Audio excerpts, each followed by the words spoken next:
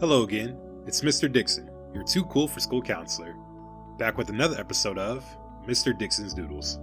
Today, we're going to talk about COVID-19, which is also known as the coronavirus. First, we'll start by describing what the coronavirus is, then we'll talk about social distancing and why it's important. Lastly, we'll talk about the steps you can take to help yourself and others during this time.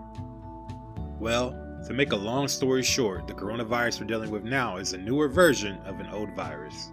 Just like a cell phone company might make a new phone, sometimes viruses that have been around for a while might mutate, which means change, and become something different.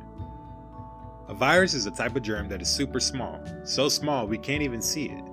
Sometimes a virus may cause us to get sick if they get inside of our bodies.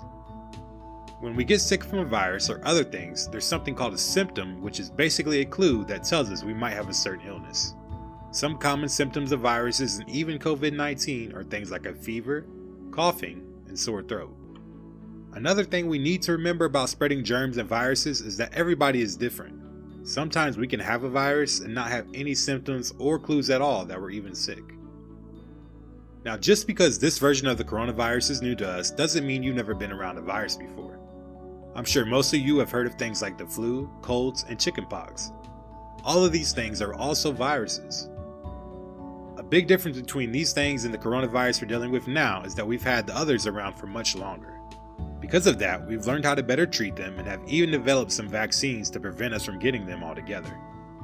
Since this coronavirus, COVID-19, is so new, people everywhere in the world are trying to figure out the best way to not only treat it, but to keep it from spreading. Now, we're going to talk about the steps our school and several others are taking to help prevent the spread and treat others during this time. The reason we're doing e-learning and are out of school at this moment is actually a part of the steps used to help prevent the spread of the coronavirus. When we keep ourselves away from big groups of people, like at schools, churches, and gyms, we call it social distancing. Social distancing is exactly what it sounds like. It's when we distance ourselves from others and stay away from large social environments. Let's look at an example of why this is an important step to take. This is Chad. Let's say Chad was feeling really sick one day and has symptoms like coughing and a stomach ache. Chad's mom said he could stay home, but he wanted to go to school anyway so that he could see his friends and play basketball during gym class.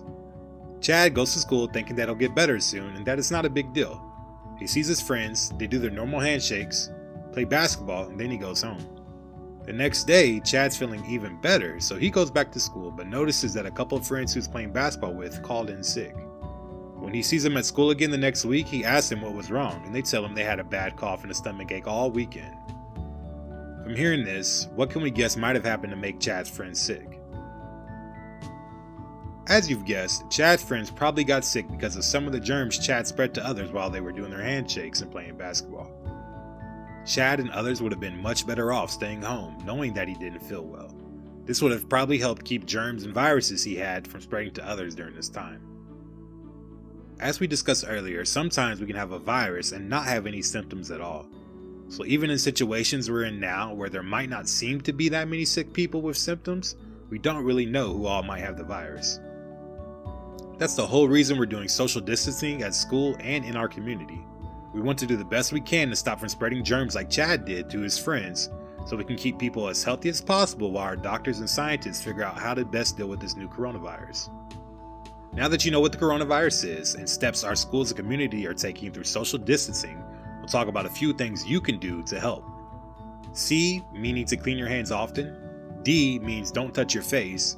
T, means tell an adult if you experience any symptoms or don't feel well. Cleaning your hands regularly is important now more than ever. Remember, germs are super small and stay alive on many different surfaces, not just other people. Just because we can't see them doesn't mean they're not there. To clean your hands, you can either use hand sanitizer or wash them with soap and warm water for about 20 seconds. Make sure that you scrub your hands well, and don't forget about the back side of them either. An easy way to keep track of time in your head is to sing the ABCs. D means don't touch your face. Our skin does a pretty good job at protecting us from germs, but our face has more openings for germs to get inside of our body. Our eyes, nose, ears, and mouth are all much easier places for germs to get in.